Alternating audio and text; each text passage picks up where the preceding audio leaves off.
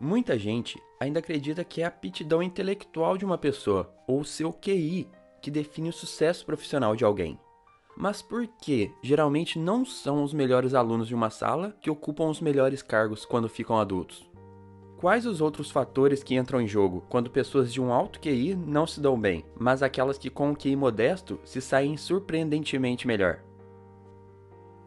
Esse é mais um vídeo do canal Seja uma Pessoa Melhor, e a resposta para essas perguntas é o que deu nome para o livro, Inteligência Emocional.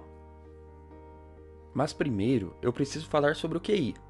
Para os não acostumados com o termo, QI é o termo usado para coeficiente de inteligência. E você consegue ver o seu coeficiente ou pontuação fazendo um teste que acho que é de lógica. Por exemplo, Albert Einstein tinha um QI de 160. Agora é só fazer o teste e descobrir o quão inteligente você é comparado a ele. Esse teste foi usado por muito tempo para predizer o sucesso ou o fracasso das pessoas. Mas o dado interessante aqui é que descobriram que o QI em si contribui com cerca de somente 20% para os fatores que determinam o sucesso na vida, deixando 80% para outras variáveis e circunstâncias, como por exemplo, a classe social, a sorte e a tão falada inteligência emocional. Características como autocontrole, zelo, persistência e até a capacidade de automotivação são aspectos de quem tem grande inteligência emocional ou um alto QE.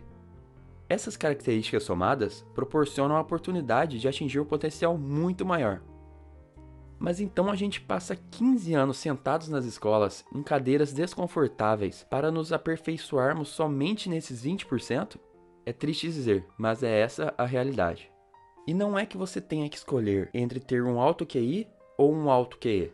Saber usar essas duas inteligências, a racional e a emocional, é o que realmente dará um sentido maior à vida e que nos fará pessoas melhores. Mas então, já falamos da importância da inteligência emocional. Mas como ter um QI alto? Para conseguir essa proeza, devemos nos aperfeiçoar nos 5 grandes domínios que irei mostrar aqui, e que são: número 1. Conhecer as próprias emoções. Você já presenciou ou já ouviu a história de alguém chegando em casa após o trabalho, ofendendo-se e respondendo mal às pessoas sem nenhum motivo plausível? Silêncio, quero ouvir o jornal. Ou, para de brincar, pô, eu não aguento essa gritaria aqui. Normalmente, essa pessoa não percebe ou não quer perceber o quão rude está sendo, até que um outro alguém o fale, o que, em alguns casos, pode fazer com que essa pessoa possa se avaliar e decidir abandonar os sentimentos que ficaram no trabalho e mudar de estado de espírito. Nesse caso, a pessoa não conhecia as próprias emoções, mas a partir desse instante poderá se policiar e identificar isso antes. Essa é a base da inteligência emocional. Reconhecer os seus sentimentos é o primeiro passo para poder se controlar. Por outro lado, nossa incapacidade de observar nossos verdadeiros sentimentos nos deixa à mercê deles.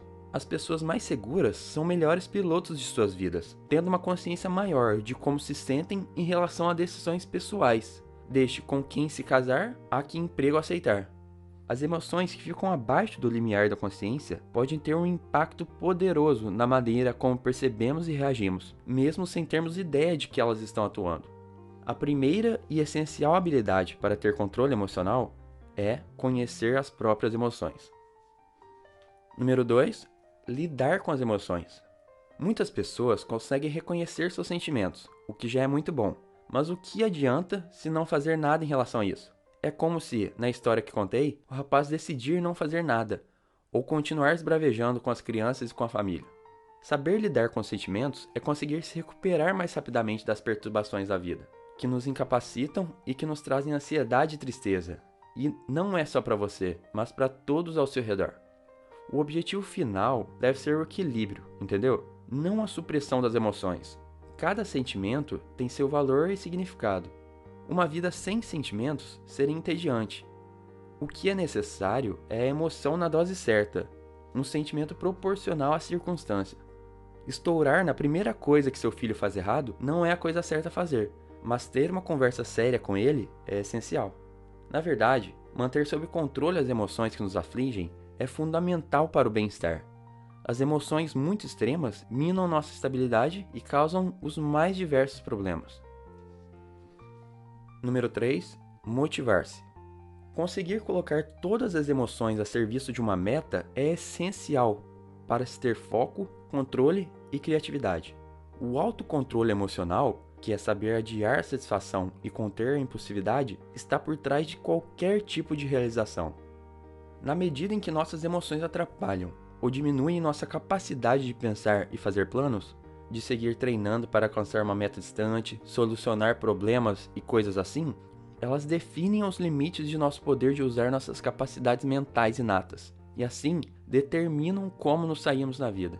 É como se tivéssemos uma Ferrari em uma estrada em manutenção. É ter uma grande capacidade, mas não ser motivado bastante para usá-la no seu maior potencial. Somente com uma estrada aberta e boa é que uma Ferrari pode andar. A mesma coisa acontece na nossa vida. Na medida em que somos motivados por sentimentos de entusiasmo e prazer no que fazemos, ou mesmo por um grau ideal de ansiedade, esses sentimentos nos levam ao êxito. É nesse sentido que a inteligência emocional é uma aptidão mestra, uma capacidade que afeta profundamente todas as outras, facilitando ou interferindo nelas. Número 4. Reconhecer as emoções nos outros. Se conhecer as próprias emoções já é muito importante, outra grande característica de quem tem um QI alto é a empatia. Saber escutar as emoções de outras pessoas é se sintonizar com o mundo e saber o que os outros precisam ou querem. Ser um bom profissional, ou uma boa irmã, um bom pai, uma boa mãe, um grande amigo, sempre passará por essa qualidade. Teve um dia que, quando ainda era pequeno e estava voltando da escola, uma chuva torrencial começou a cair. Estava sem guarda-chuva e cheguei em casa totalmente ensopado. Já estava esperando o enorme esporro da minha mãe, que é muito conhecida por ser brava. Mas quando passei pela porta, minha mãe estava me esperando com uma toalha na mão e me disse: "Me dê aqui suas coisas para eu tentar secar, e toma aqui essa toalha e vai tomar um banho quente para não ficar doente." Naquele momento, ela não se importou com o chão molhado ou em ficar brava por causa dos livros que talvez estariam molhados, mas sim se preocupou somente comigo. Não me lembro se na época eu tinha percebido isso, mas hoje paro e penso: que atitude memorável da minha mãe. Imagine por um instante um mundo cheio de pessoas assim. Pessoas que têm grande empatia pensam sempre como gostariam de ser tratadas se estivessem nas mesmas condições do outro. Isso faz toda a diferença. Número 5. Lidar com relacionamentos. Que na verdade é a soma do autocontrole mais empatia, ou seja, é a aptidão de lidar com as emoções dos outros. Elas determinam a popularidade, a liderança e a eficiência interpessoal. Os grandes líderes têm essa característica bem forte, e essas pessoas se dão bem em qualquer coisa que dependa de interagir tranquilamente com os outros. Aquele treinador que consegue motivar o time, o político que consegue votos de pessoas de partidos de oposição, a mãe que consegue motivar o filho a melhorar na escola. Todos esses são mestres na arte de lidar com os outros. Controlar as emoções de outra pessoa, a bela arte de relacionar-se com os outros, exige o amadurecimento dessas duas outras aptidões que disse. Na verdade mesmo, é a união dessas 5 diferentes aptidões que fazem com que aconteça maior eficiência na inteligência emocional. A falta delas leva a repetidos desastres. E é essa deficiência que faz com que pessoas consideradas brilhantes do ponto de vista intelectual consigam se perder em seus relacionamentos, parecendo por muitas vezes arrogantes ou insensíveis. Essas aptidões sociais nos permitem moldar um relacionamento, mobilizar e inspirar outras pessoas, influenciar e deixar os outros à vontade. É isso aí, minha gente. Busquei trazer o máximo de informações do livro para vocês, mesmo sendo um trabalho um pouco difícil quando o livro tem mais de 400 páginas. Espero que tenham gostado. Se gostaram, clique no joinha logo abaixo do vídeo. E se você não é inscrito ainda, embaixo do vídeo tem um botão vermelho, inscrever-se. É só clicar lá que todo vídeo novo você já fica sabendo. Muito obrigado por passar esse tempinho comigo. Um grande abraço e seja uma pessoa melhor.